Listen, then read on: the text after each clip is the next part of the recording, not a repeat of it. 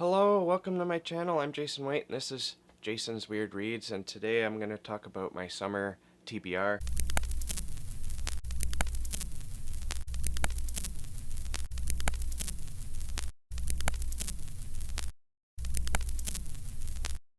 I didn't completely ignore my spring TBR. I did read a couple of those books, and some of them I DNF'd. I like making maybe what I hope to be a plan for. It's not, obviously, I'm not going to necessarily stick to it, but as of right now, these are the books I'm really interested in reading. This isn't all of them either. These are just the fiction books that I want to read, and there's some horror in here. There's some just literary, and some more nonfiction. So let's start off with one of the big nonfiction books I'm hoping to get to very shortly, and that is Midnight in Chernobyl by Adam Higginbotham. I hope I pronounced that last name right. Now this this book is the result of me watching Meltdown, 3 Mile Island.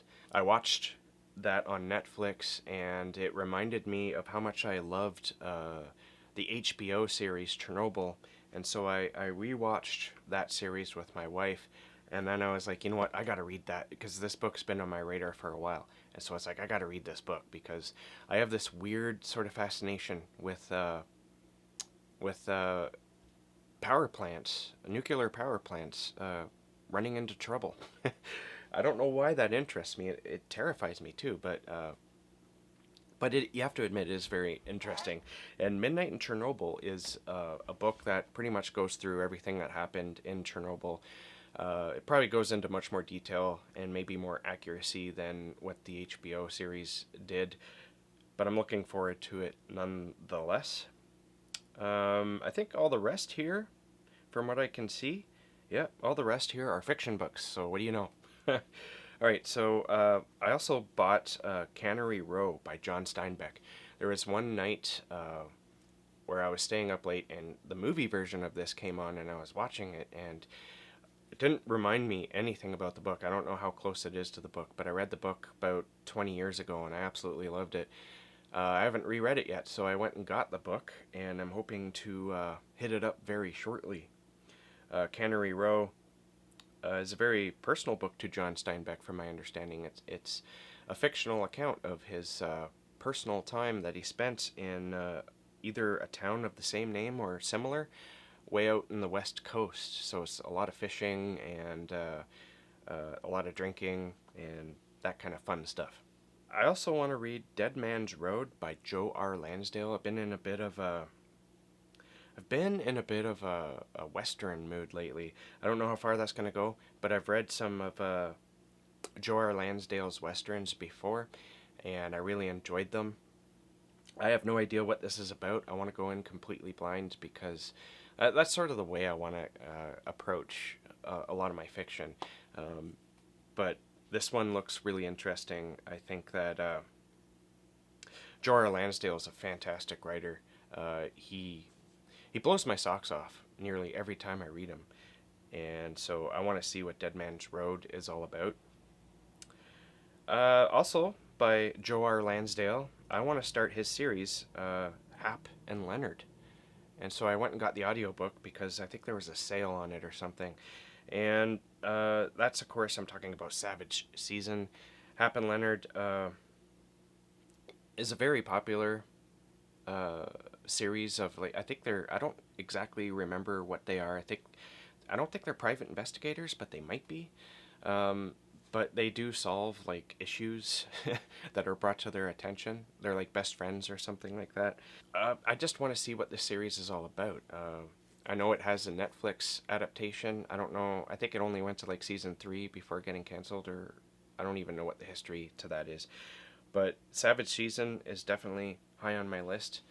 And going back to the Western here, Ed Kurtz wrote a series of Westerns, and of course I'm talking about Boone. You know what, I think I will read the synopsis for this one, because if I remember correctly, it sounded pretty interesting. I'm going to need to put on my reading glasses for this. Bonsri Angkuan, I probably butchered that name, travels the trails, riding from town to town with her one and only friend, a portly Arkansan drunkard named Edward Spletstoser.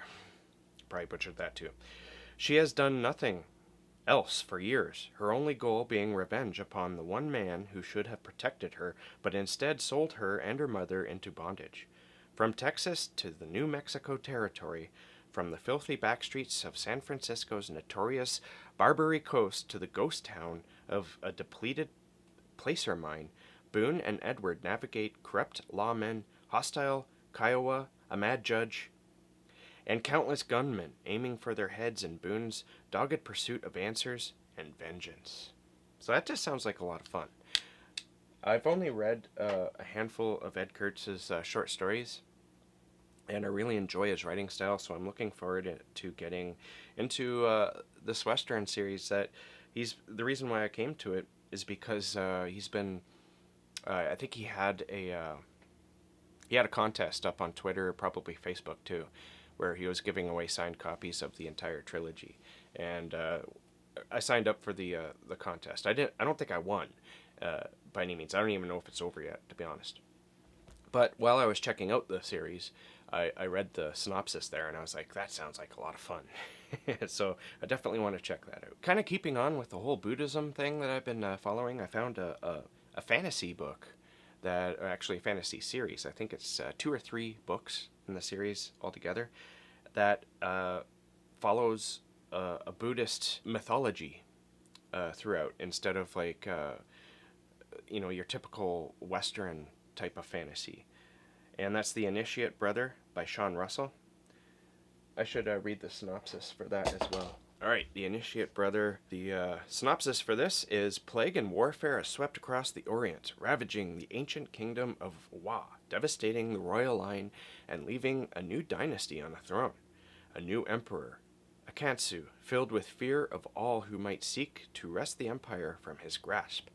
Among those out of favor with the new liege is the Order of the Buddhist monks, whose mystical powers have enabled them to hold positions as spiritual advisors to the imperial court for nearly 10 centuries.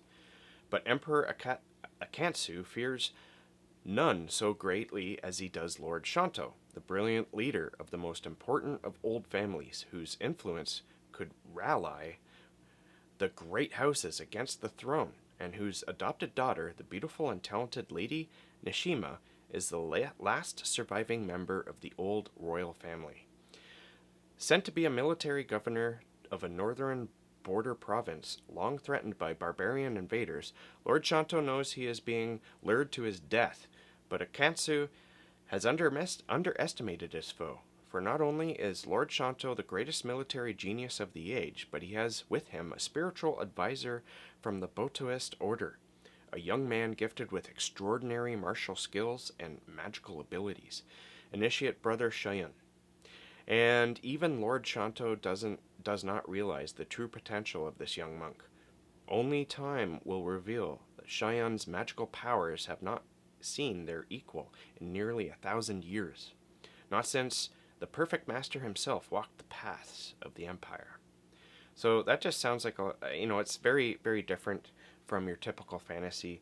And the interesting thing about this was written way back in 1991. It was published in 1991 anyway, and I never heard of it, so that's interesting. And going on with the Buddhism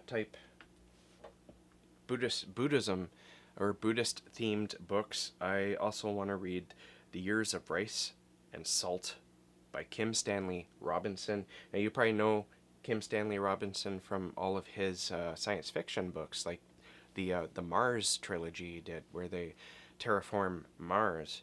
Well, this one is a alternate history story about what if the Black Plague took out most of the Western civilization, and only the Buddhists and hang on here. I'll just read you the synopsis again, because I do such a good job at it. Not really, I know. Alright, it is the 14th century, and one of the most apocalyptic events in human history is set to occur. The coming of the Black Death. History teaches us that A third of Europe's population was destroyed. But what if? What if the plague killed 99% of the population instead? How would the world have changed? This is a look at how the history that could have been, a history that sees dynasties and nations rise and crumble, a history that spans horrible famine and magnificent innovation. These are the years of rice and salt. So it doesn't say, but I know Buddhism is one of the traditions that survive. I think Hinduism was the other one. And so this is a world, I think they spread out through, I don't know if they spread out to the Western world or not, but this is a very sharp contrast to what history actually was. So that is my summer TBR. Like I said, there's more, but I'm pretty sure you guys don't really want to hear about it because a lot of it is nonfiction of the type that isn't all that interesting. If you are interested in that at all, maybe I'll make a separate video for that. Just let me know deep down there in the darkness. Thank you for watching. Keep being safe. Keep being creative. And I'll catch you guys in the next books video.